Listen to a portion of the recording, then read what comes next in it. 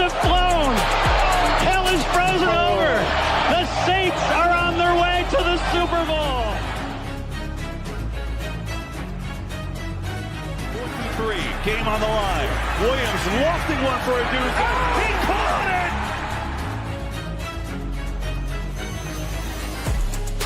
You're listening to the world's #1 football podcast. Now, here are your hosts, Ben Hansen, Matt Hartman, and Ryan Matthews.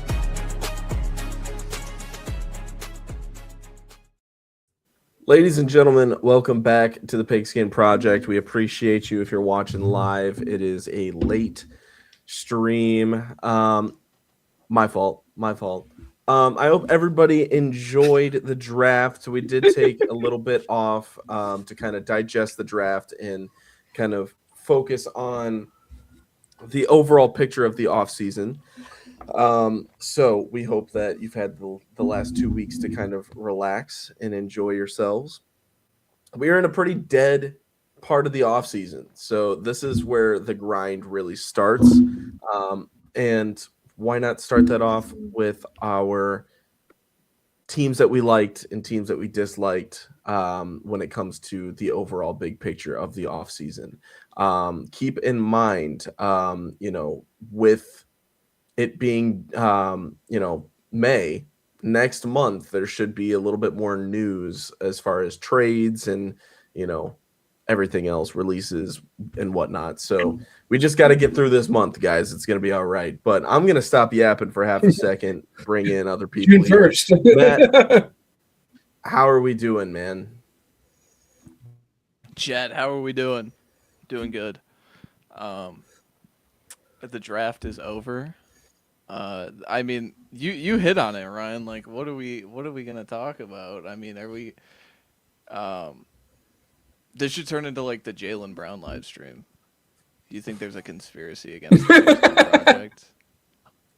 Listen, there's a whole lot of drama surrounding the NFL right now, and specifically the Patriots we can cover, but that's for another time. No, I don't need any more of that coverage. I don't need any more of like, well, now they rented a boat. Like, yeah, I mean, they had an affair. Like, at this point, we don't need any more clues. I feel like we've all solved Is the the puzzle. kid his, though?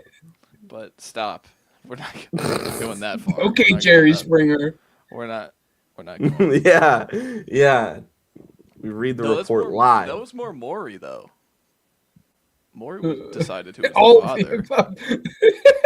Depends. I mean, are we throwing hands? Because then it's Springer, right? Yeah, Springer. Springer's the fight. Is where you fight. Ben, how are you doing, brother? Oh, yes. I'm doing great. This is I mean, as you guys could tell, 3.5 minutes into the episode, we're already full force into offseason mode. But I am doing great. This is always just kind of like a tough time because there's not a whole lot to talk about, but it's always fun because it just leads to a lot of rambling like this. So yeah, I'm actually looking forward to it just because we're taking it into, a big picture consideration, right? So I mean, why not go ahead and get started? Who wants to kick us off for I say we do teams we liked first. You know what I mean? Start it on a positive note, or should we end on a positive note? I don't know. No. We start on a positive note. Matt, do you want to try? Do you want to, start us off? Okay, yeah, Ben, go first. you go. I'll go first. Ben got it. I got it. So the way I approach the way I approach this, especially for like the teams that I liked in terms of offseason moves, was just like a team that clearly had or clearly approached the offseason with like a certain philosophy in mind, and clearly it worked, or at least on the surface it looks like it's going to work. And no team did that better than actually Matt's team in the Saints. They clearly attacked the offseason. They said, well, we have a quarterback who's on a rookie contract. We want to do everything we can to make him succeed. So we're just going to surround this guy with as many weapons as possible. They did that. Obviously, Chris Olave had a very good year. He kind of got back to where we wanted him to after everything that had happened the past season or two. But then they went out. They spent a very high draft pick on who I viewed as the best wide receiver in the class. And then in the 4th round, they turned around and got another wide receiver in Bryce Lance. Oh, and then they also signed a running back, much to Matt's dismay, but a running back that can really be involved in the offense, both through the ground game and through the air, and Travis Etienne. So again, they went into the offseason in mind saying, we're just going to get as many offensive weapons as we can to really see if Chuck is the guy. And if he's not, whoever the guy is going to walk into a team with a very good supporting cast. So they accomplished that very well. The Saints were like the very first team that came into my mind when we had discussed doing this exercise. Matt, you want to talk about your team? Yeah, I mean, it's fun to operate in a place of normal. I think for the first time in a long time, where you're not walking into the offseason where every fan base is talking about your team and how they're in the red and how they have to do all this BS to get out of the cap room. None of the free agents that the Saints signed, including Edwards and Etienne, who you referenced, have any void years attached. So there's no funny money like version of these players to make sure they have cap. And they still have over like $65 million in next year's cap. They also make the move for Tyree Wilson, where they get a third pass rusher and don't even where there was a world where Kayvon Thibodeau goes for a 2nd-round pick, right? Like that was what they were asking for, a third, something like that. So even on the defensive side of the ball, I think they attacked very, very well. But to your original point about Shuck, I there's no world. I think they already have too much belief in him to where they're doing this.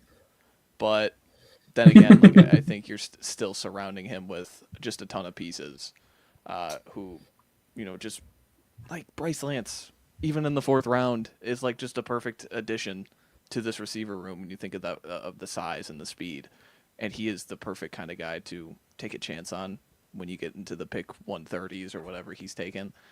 But yeah, it's weird to operate like this as a fan because it for the most part it's constant shit on my team, and how you're not used to it. This right. So when everybody when everybody's blowing smoke up your rear, you're kind of like, we'll see how it goes. Can I want to ask you a question, Matt? What's your temperature like on Shuck right now? Like, I want to know your overall consensus on the guy. Like, hot or cold on this guy? I've got a take on him, but I just want to know if I'm in the minority, essentially.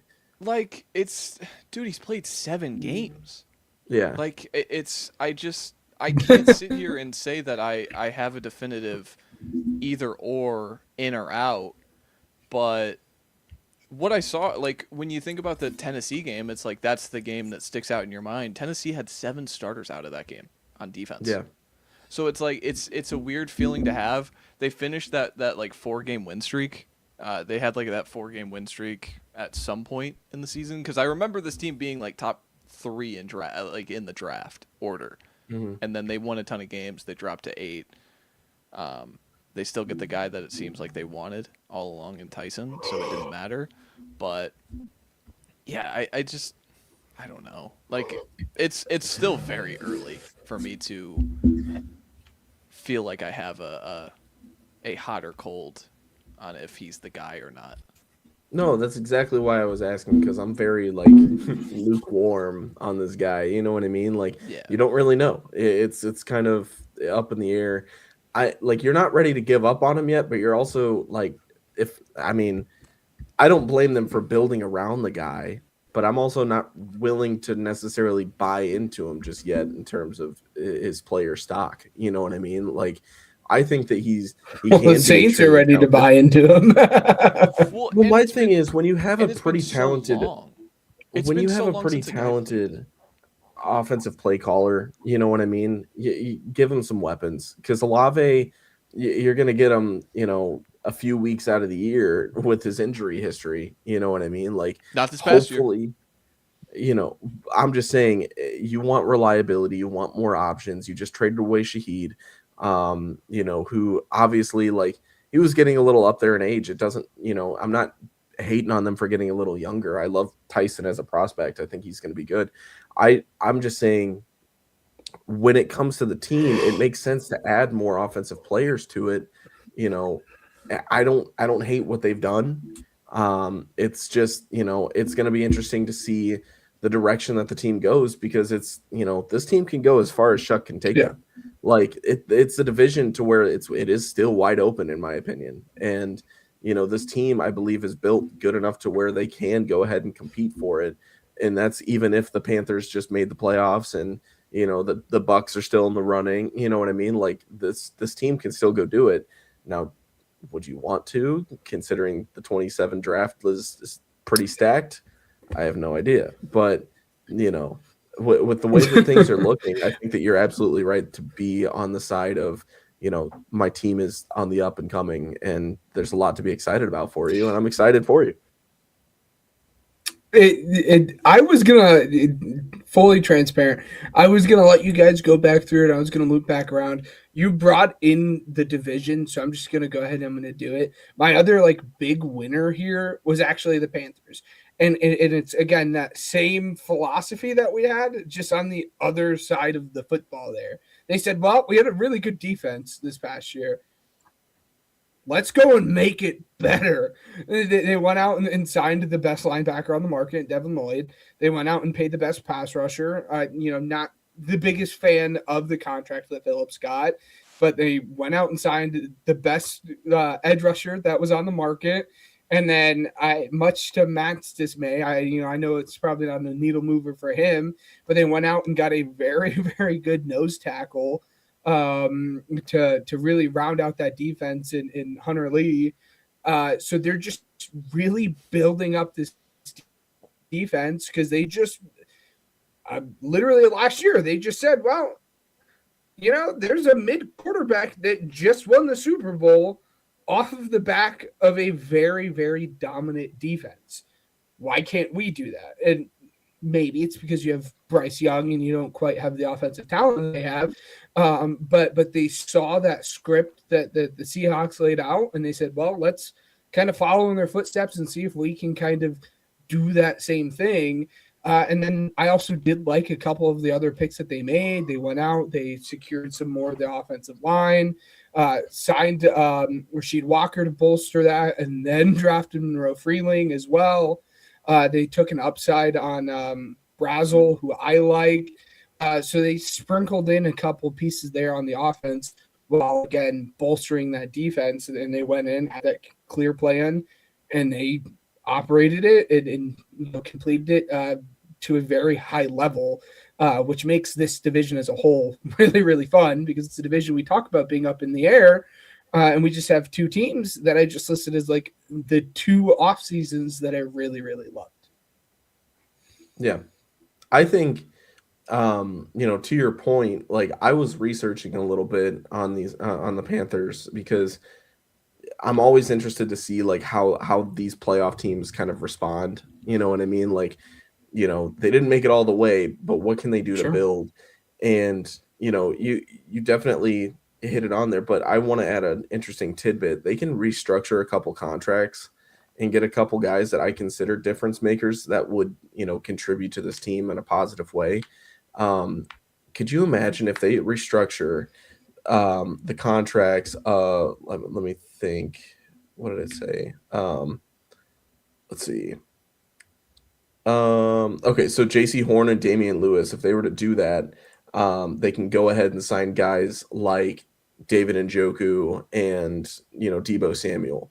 Those would be two very reliable weapons for Bryce Young, and adding that alongside McMillan would be huge. And I would be a huge supporter of that decision if they were to pull the trigger. I think it would add a fun little splash onto that offense. I love Njoku. I think that he would be an extremely valuable piece to whoever he signs with. I feel like you would go towards more of a, set in stone contender, but I digress. So, I would consider it unlikely to happen, but I just think that it's important to at least note that it's a possibility and they have the, the potential to do it if they so choose. Man. Yeah. Yeah, I mean that. So, I'm fine with the Phillips deal, just because you don't find edge rushers without giving up picks. But it's funny that they're paying an edge rusher now, after giving up Brian Burns, similar production earlier, and now you're willing to pay the contract. Okay, that's fine. The Devin Lloyd thing is where I pause. How many times has the linebacker been paid market value coming off of one good season? There's just so many. Patrick Queen comes to mind. Edmonds with the Bears comes to mind. There was one last year. Nick Bolton re-upped with the Chiefs. He's a bad player at his price. So it's there's so many instances where these linebackers just don't figure it out, and they're coming off that one really, really good season. Lloyd has more pass rush value, I think, just as a blitzer than those guys do. So maybe that samples into that the meta where everybody is so flexible and everybody can do anything. But I'm really interested in the Panthers because I see their plan, like Ben is saying. We can't find difference makers on defense. The only way we can is kind of overthrowing other teams by throwing so much money. We're going to bid so much money on Jalen Phillips that it goes out of where the Eagles' price range is. The Devin Lloyd deal is kind of that one's a little tamer, but that's also because everybody's looking at it he's a linebacker. He had one good season. There's a lot of risk to this being bad. I would push back that it was one good season though. I mean he had one great season, but I would say even his first 3 years in Jacksonville before obviously this final year, he was still a relatively good player. His rookie year, he had 115 total tackles. His sophomore, 127 total tackles. His third year had 113 total tackles. That sophomore year was actually, or that rookie year was actually a really, really good year for him. So I would kind of push back against the idea that it was only a one good year for Devin Lloyd, and I think that's probably where we see a little bit difference in terms of that signing and the value that it might offer. Yeah, it's tough. It's because, again, it's just a position I think you can always find guys. You can just always find players at linebacker to me. And so paying one extreme market value. He's the easy one that comes to mind. It's tough. Yeah. We'll see. I'll go ahead and start with my first one. We briefly talked about it just before we started. My first team is the Commanders. I think that they did a really good job, and I guess this is not popular belief as well. Heavily, debated amongst the community.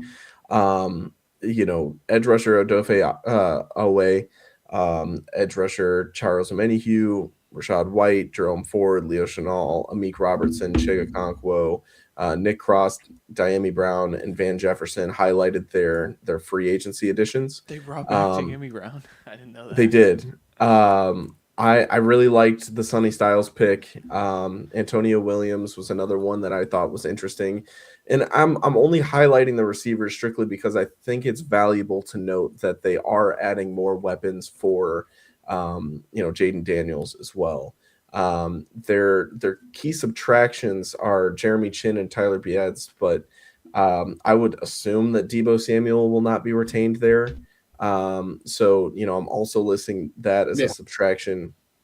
I think they did a really good job. This defense really lacked a lot of edge depth, and they went out and got that this offseason. I really like Owe and Omenihu as well. I think those are fun pieces.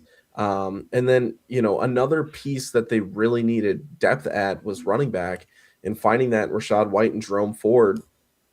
Listen, I'm not saying that they're like a top running back duo in the league by any means, but I really do feel like for one, I'm not out on Rashad White. I understand that, The league in is. Tampa, but I'm just saying, it's fun to look at.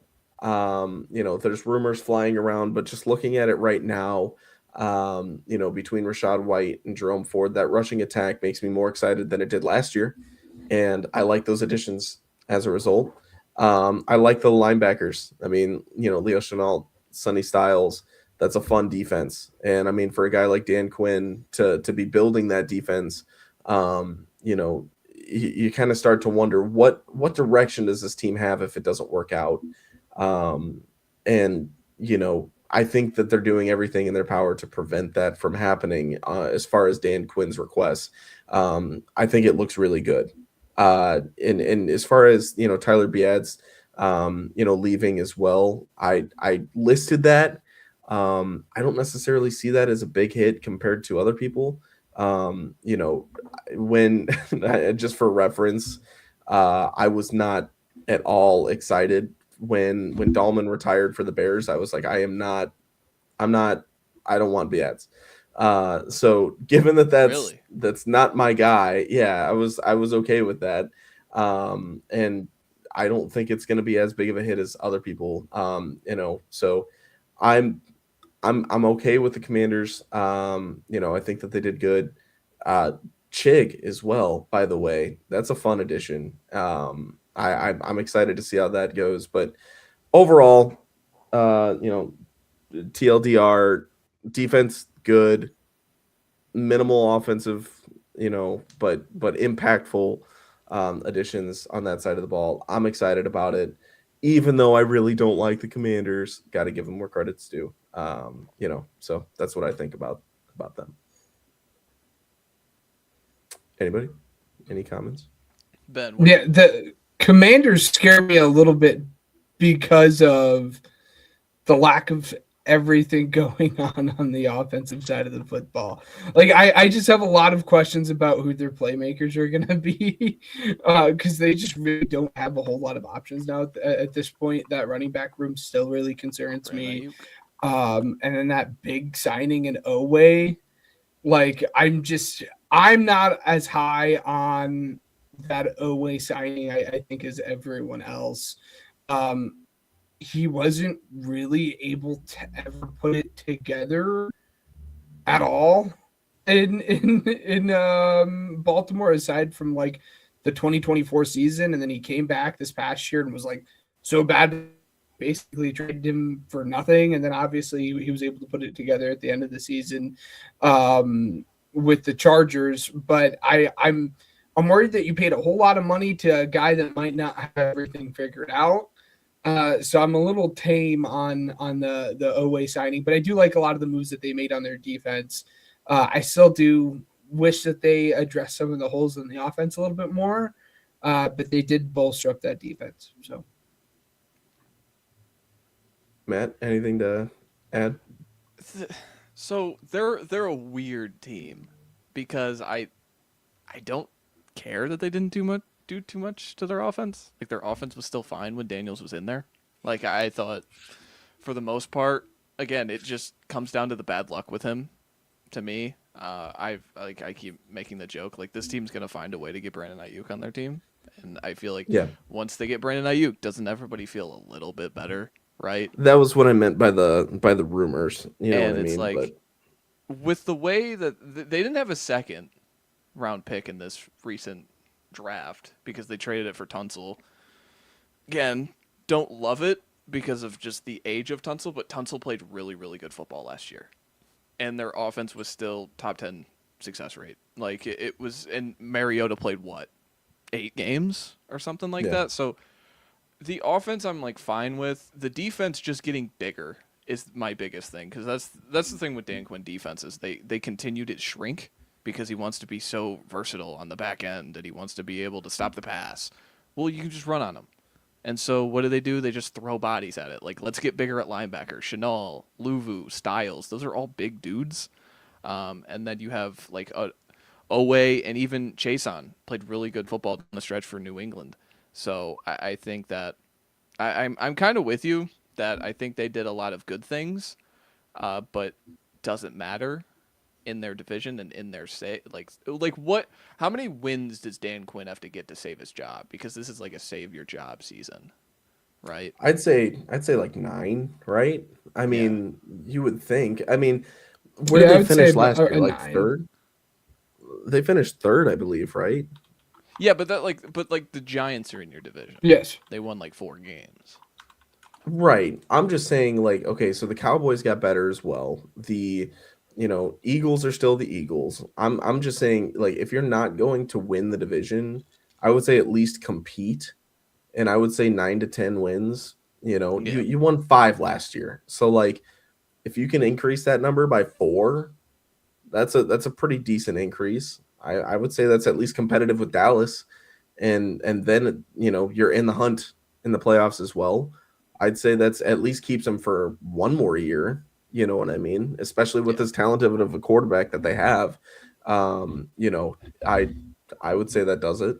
My biggest thing with them is they just need to get some return on investment on these draft picks outside of Daniels. Can you guys name like one player they've drafted outside of Jaden Yes. Daniels? Like this regime that's been good. Luke McCaffrey was drafted in 2024. Like maybe Mikey Sanders still has been a good player, but even then, like he's been limited to he can really only play the nickel. But they signed Amik Robertson, who is a nickel exclusive player, so it kind of like they're gonna try him on the outside again. Trey Amos was a non-factor last year. I think Josh Connerly has showed flashes. Yeah, but and it's like that's fun to show flashes, but it's like we're in that Super Bowl window. When you take him, you're picking 29th for a reason. So it's like it's weird.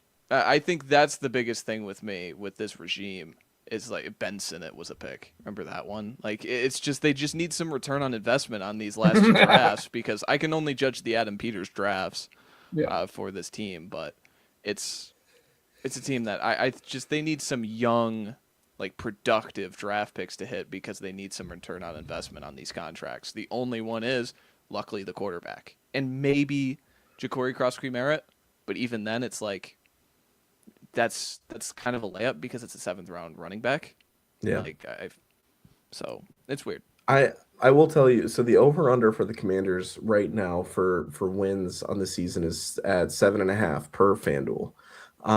So I think that's interesting. But then when I looked at the opponents for the Commanders, given the schedule's not out, I expect it to be out within the next couple weeks. So be on the lookout for that because we will be, as always, predicting schedules or records. But as far as the opponents for the Commanders, don't give me a number. But for example, they play their division.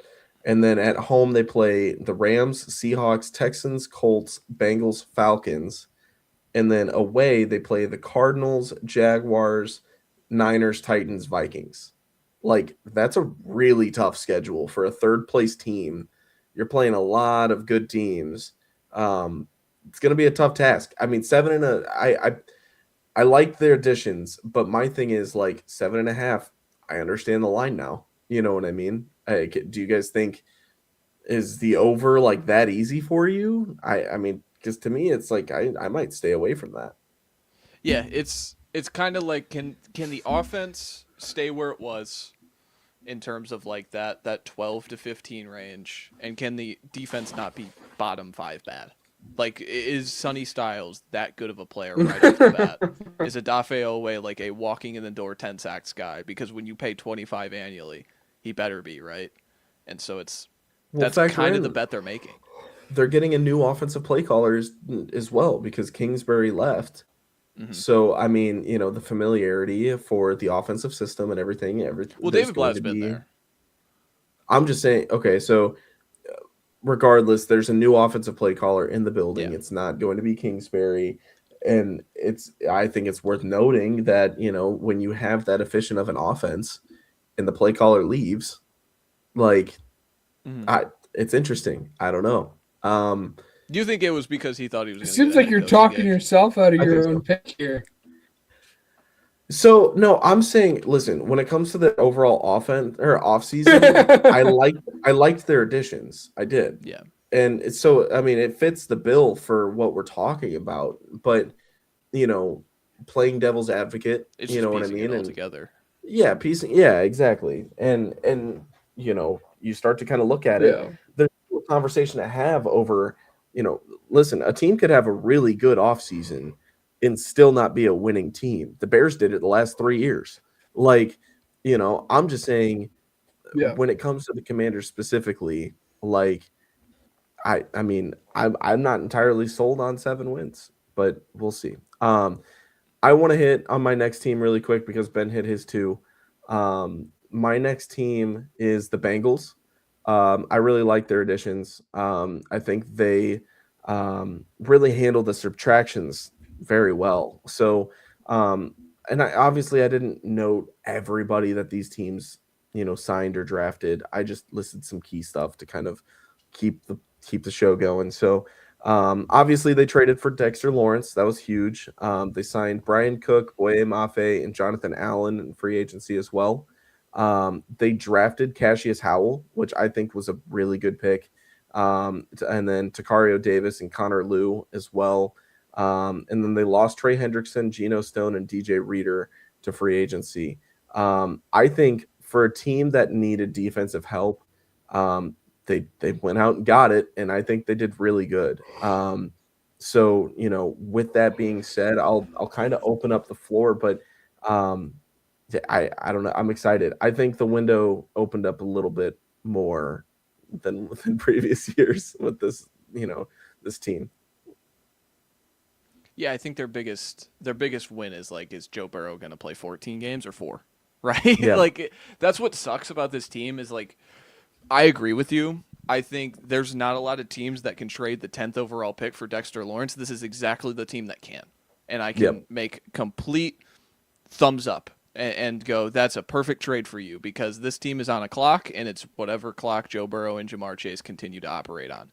And so when you get a guy like Lawrence who clearly wants to be there from everything and all of think about all the picks they have made across this defensive line and none of them are good.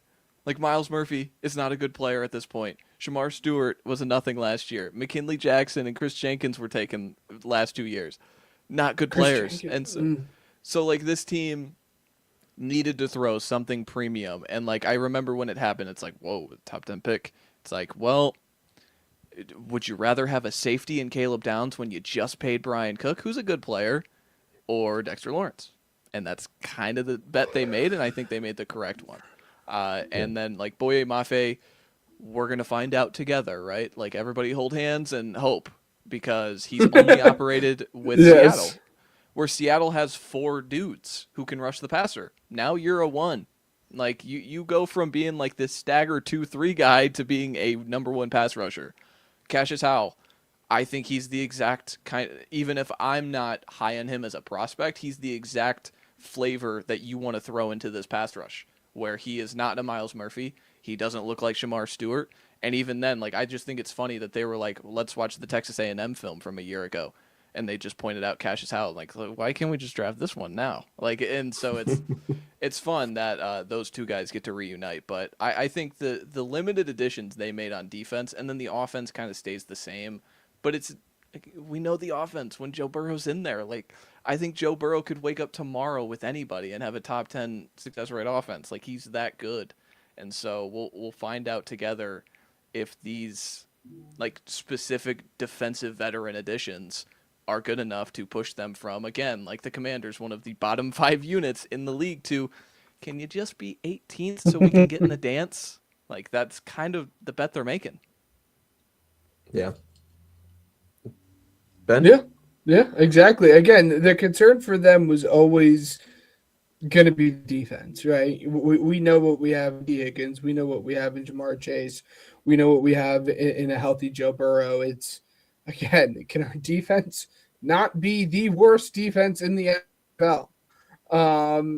So they went out and they, again, targeted to, veteran guys to build up that defense. We'll see if it plays out, just as Matt said. But I mean, it's calculated moves. So we'll see how it, sustains over the season. But I do like the moves that they made. The other thing I'll say is they didn't make any linebacker additions. So I'm just going to watch because I think that they threw those two guys out there last year in Demetrius Knight and Barrett Carter, and they just threw them to the wolves. And those guys were head on the swivel for like the entire season. I don't know. Like, let me look.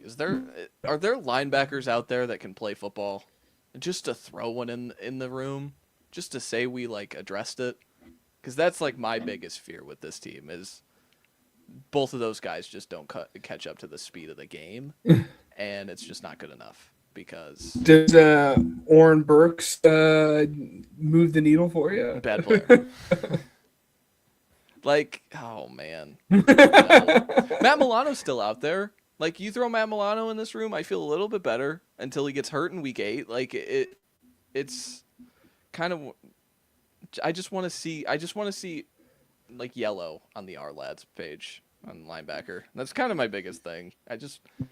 With how bad those guys were. Like, there's not really any guy here that's. Bobby Wagner would be funny. Or it's like, let's go extreme. You see, Matt, you see, Matt, the linebacker addition that they added this year was Kyle Duggar. You're overlooking that right there.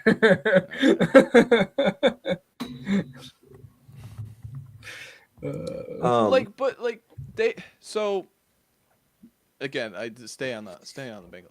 Remember, like, Yeah. Zaire Franklin was acquired for like a 7th round pick. Why weren't they in on that? Right? Like, nothing. Because Zaire Franklin was awful. Franklin's not a great player. I would rather have Demetrius Knight.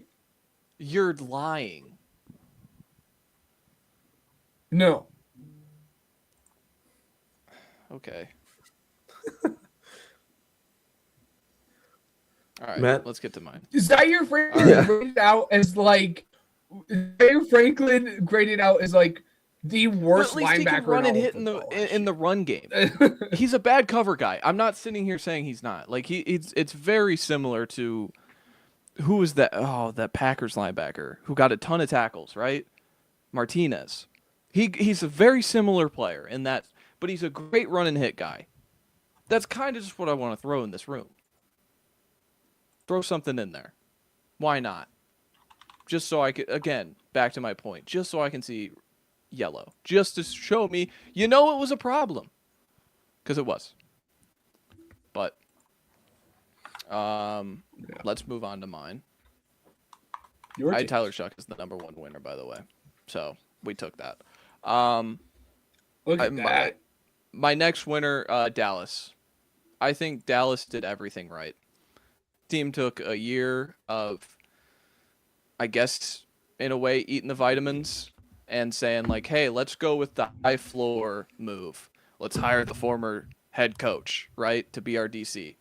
Except we don't have the players to play cover 3 every damn play that, Matt Eberflus wants to.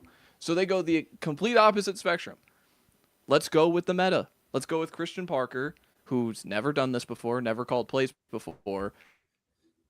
But he comes from the Fangio scheme. He comes from Denver, their secondaries coach, and he is very forward-thinking in the aggression manner, like very compressing offenses. And they threw so many players his way this offseason that embody that. None more than Caleb Downs in the draft. And so you drop Downs onto this defense to where he's going to play the nickel, and you just think about all the pieces kind of coming together. They traded for Rashawn Gary, who, was going to get cut, right? Remember that guy? Remember when he's announced, I'm getting cut, guys, and then he didn't. Jalen Thompson is a great overhang safety. He can kind of do both. He's just been on the Cardinals and next to Budda Baker, so he kind of gets outshined to me. D. Winters from San Francisco. He played great next to Warner in that run and hit role. He's going to play next to Overshone. They brought in, again, Malachi Lawrence in the first round. That's a big swing at a pass rusher. If it works out, it's great. But even then, he's kind of presented as a 3 right off the bat. So he can kind of just be this avoid, run down, just a heat-seeking pass rusher off the edge. I really like Barham with the 100th pick. Seems they're going to play him at off-ball linebacker. Don't love that too much.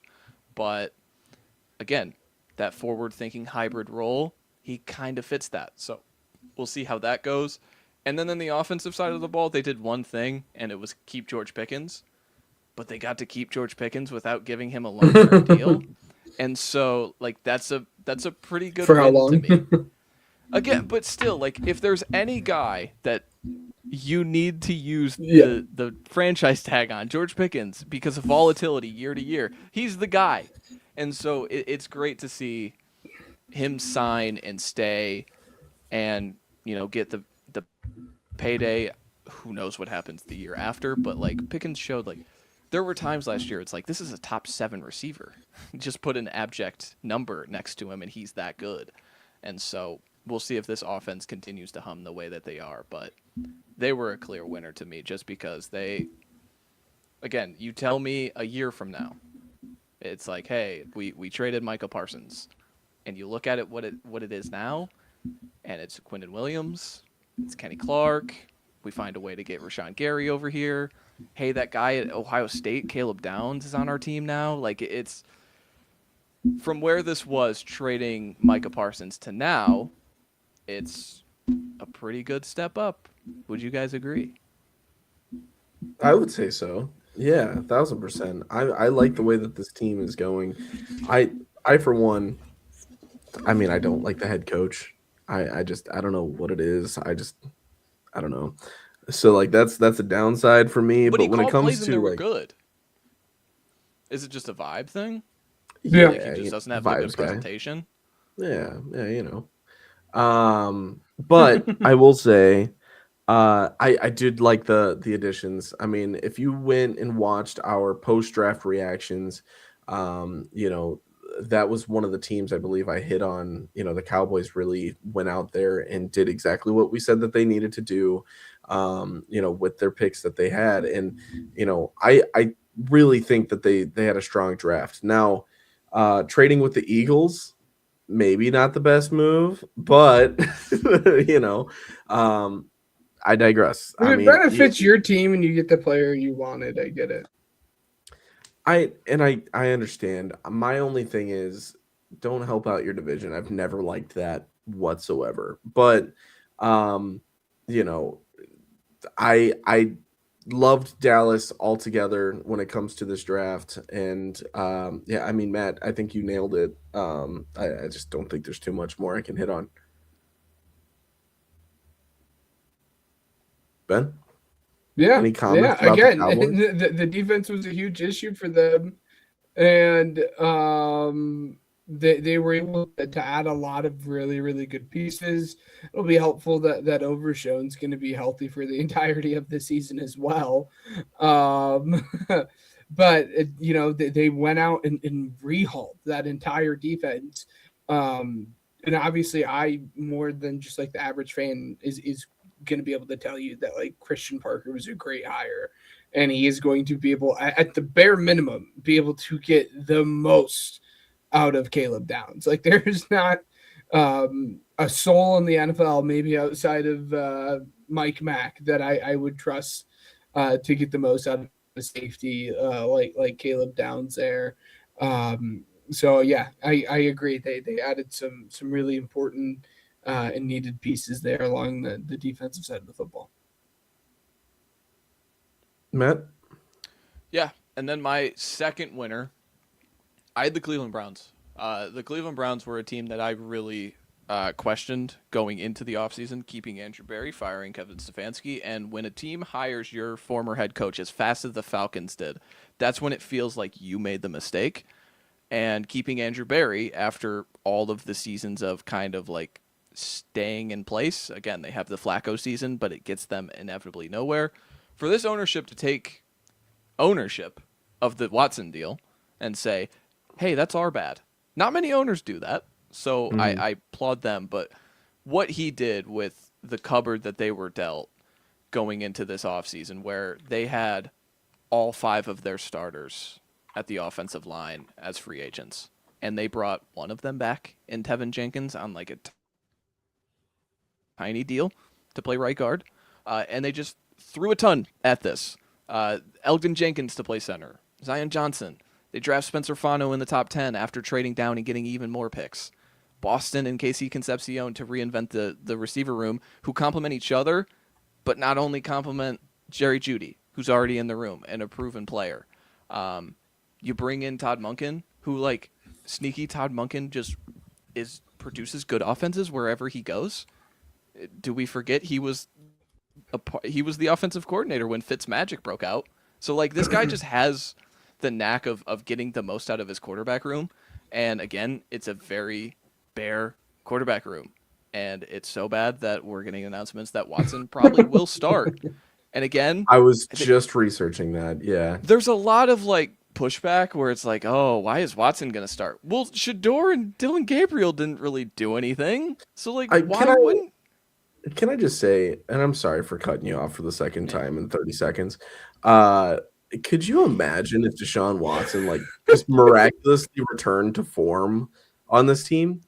Like, and I'm just saying, like, okay, listen, like, this is crazy, probably not going to happen, right? But let's just talk devil's advocate. Deshaun Watson plays great. Listen, it'd be a miracle if he was a top 20 quarterback. Let's say he plays average, right? Because I don't think that Dylan Gabriel or Shador Sanders can play average quarterback play. Like, let's just say that Deshaun Watson goes in and is an average quarterback. This team, they're making the correct additions to where it's like, that's okay. Like, you know what I mean? Like, their defense is good. They're adding more offensive firepower. And, I mean, Fannin looks fine. You don't necessarily need to bring back Njoku. I hate that, by the way, for my Cleveland family. Like, I feel like Njoku should have been a Brown for life. But I get it. I understand. I'm just saying, like... Harold Fannin's dog. He's good. I'm just saying, like, you know... Imagine, man. Like, I almost want it to happen because it'd be so funny. You know what I mean? Like, just strictly for the plot of, like, this guy's awful and he won't stop getting injured. And it was an awful one-sided trade and, like, all of the, you know, legal issues and everything that he had. And then, like, he goes to the Browns and does all of that. And then the final, like, year or two that they have him, it's like that's when he goes off. Like that, you know, and then what questions do you have? I mean, this guy, you know, I understand he's getting up there in age a little bit, so it's like you don't want to extend the 30-year-old, or at that point it'd be, I think, 32, or call it 33. Like, you know, if this guy's good for you for the next couple of years, it might be kind of disastrous, but it'd be so funny.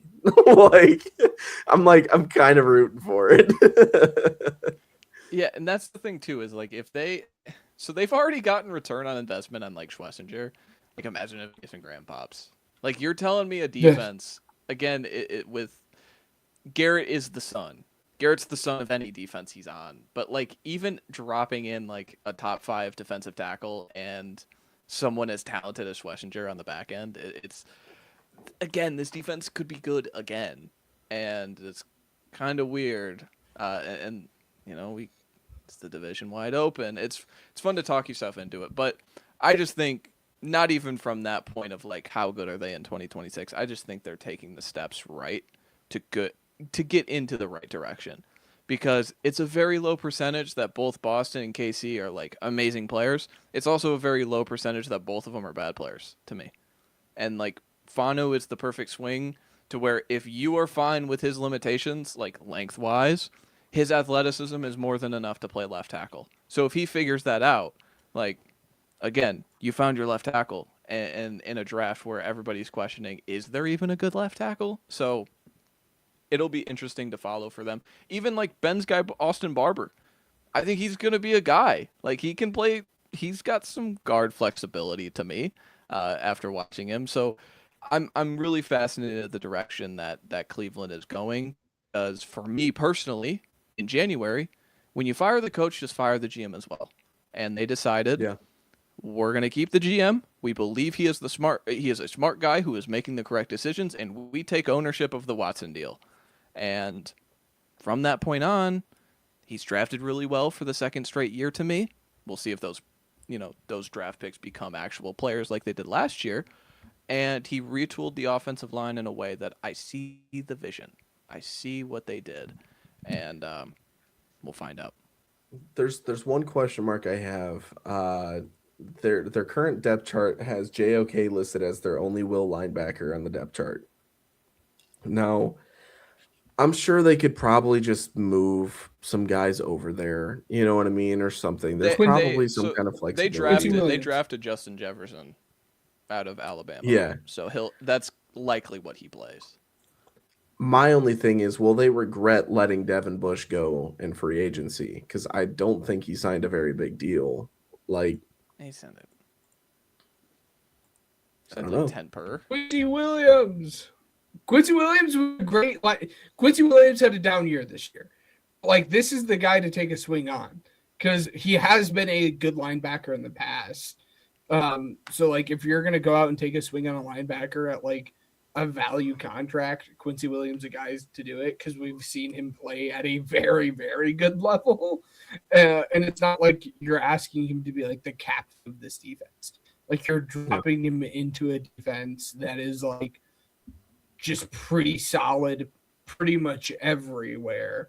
But he's such a weird player because he's like 30. I would be shocked. Like, what does that accomplish if he's a good player? 3-year contract, 2-year contract, maybe something like that. I get you. There's just so much to the Browns where it's like there's also that part of me is like, what if the defense is good again and you win 5 games? Like it inevitably. Okay, here's a take. Here's a question: Is Myles Garrett traded in the next year? Before May 6th. No. May 6th of next year, he will still be a Cleveland Brown. Actually, okay.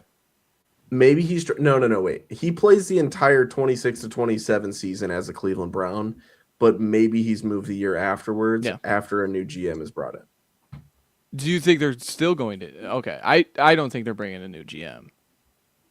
No, I think that he's still very much in the hot seat. I don't think so. I think that if you let him guide the rebuild, the secondary rebuild, I think he's fine. But my point is like, do you think, again, if this team is picking 6th again, and there's 3 good quarterbacks? Don't you have to trade Myles Garrett to get one of those draft picks, right? Theoretical. My only thing is that he's getting older. Like, no matter who the GM is, I mean, at some point in time, you have to consider it for the health of your team. And also because Max Crosby got 2 first-round picks. Exactly. So, like, looking at their team right now, like, they don't have a solid replacement, but they can get one. You know what I mean? A replacement for Myles Garrett. No, but if you look at next season, like, or next free agency, like, there's plenty of opportunity to recover a defensive line. Like, you know, that is absolutely something that I think they could do. And I mean, by recouping, like, this is the draft to do it, is 27. Like, if you can go in and trade Myles Garrett. I'm saying they're using that pick on a quarterback. So you're already down the first overall, like the first pick, is what I'm saying.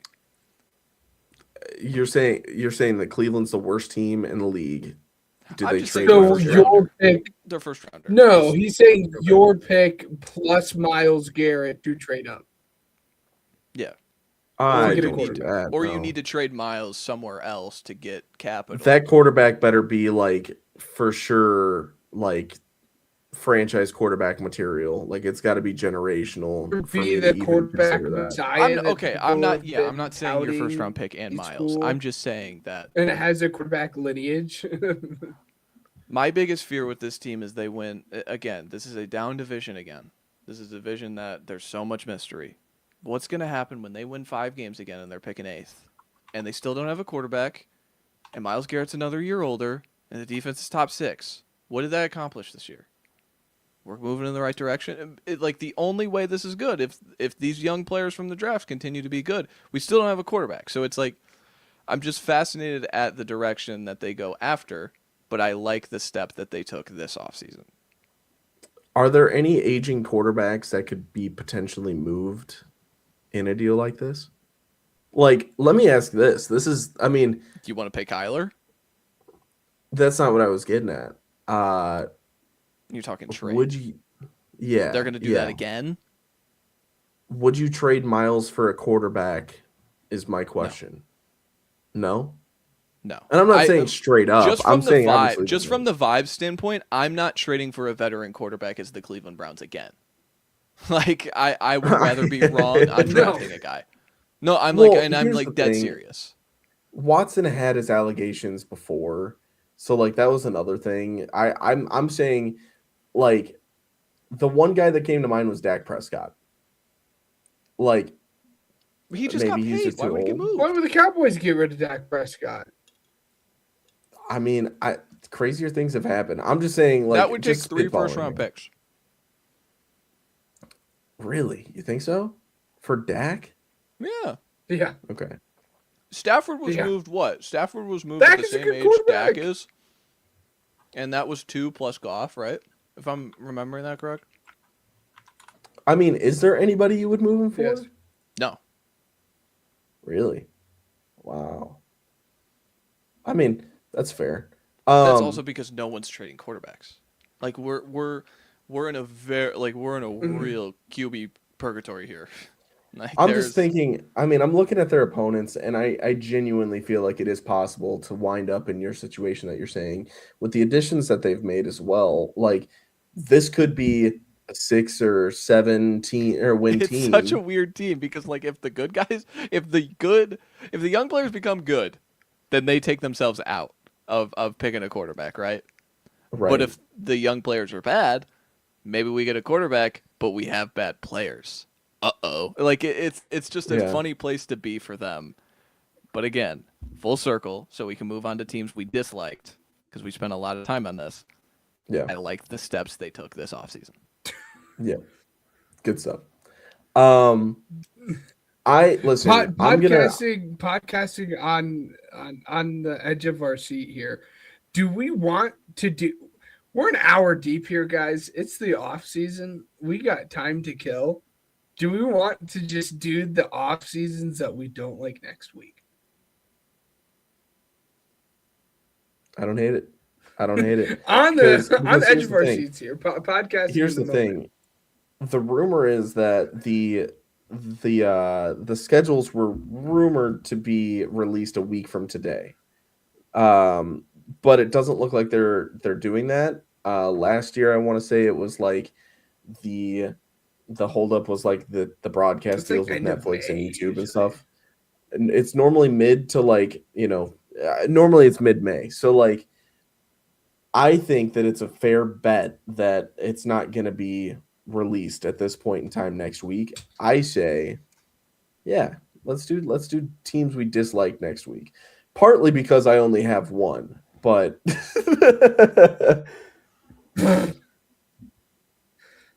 we've had a lot of good conversation. Let you guys inside the kitchen. Yeah. I do feel like we'll be here for another hour if we do teams we dislike. Yeah. There's more debate there. All right, go team! Offseason mode, y'all, just as the title suggests. All right. So we will be doing that next week then. And then most likely the week after that, I would assume the schedules have been released at that point. The 20th, I would assume those schedules are out. So, yeah. Any closing comments then? What do you guys think? Ben? No, this is fun. This is what the offseason is all about, right? Just a bunch of dudes just talking football, talking what ifs about teams. That's what it's all about. Again, it is good to be back. Enjoyed the break, but it is definitely good. It's definitely good to be back. All three of us here. Thank you for the few people that stuck with us all the way. But yeah, Matt. No, I have nothing to add. This was a fun show, and it's fun to talk about teams who, again, this is all theoretical. We have no idea who did good or bad, but hey, it's fun. Absolutely, yeah. I'm looking forward to coming back to this episode. You know what I mean? Because there's a lot of classes that I liked last year that didn't necessarily pan out. And that's just, it's an annual thing. Well, until next week, where we do our least favorite off seasons, we get to be haters for a week. It's gonna be awesome. We get to point and laugh. It's gonna be great. We want to thank Those teams win 11 games. Yeah, Spotify for Podcasters, Reach and Radio Sports Network, and Uppercuts Grooming. Thank you very much for helping us promote our podcast, and we will see you guys next week.